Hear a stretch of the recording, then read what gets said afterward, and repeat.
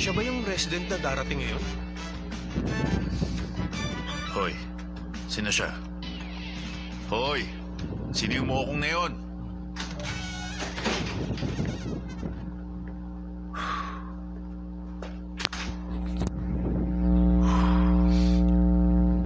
Buisit.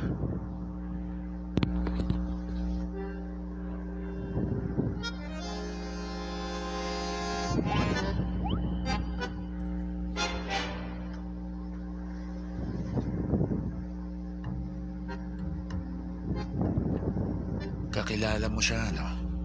Gaano katagal na? Saan kayo nagkakilala? Ano alam mo? Magkasama kami sa undergrad pero di kami malapit sa isa't isa. Kaunti lang ang alam ko. Nasasabik na ako magtrabaho? Tinuruan mo siya, no? At ano naman ang karapatan ko? Binigyan ko lang siya ng impormasyon. Gaya ng... Anong sinabi mo?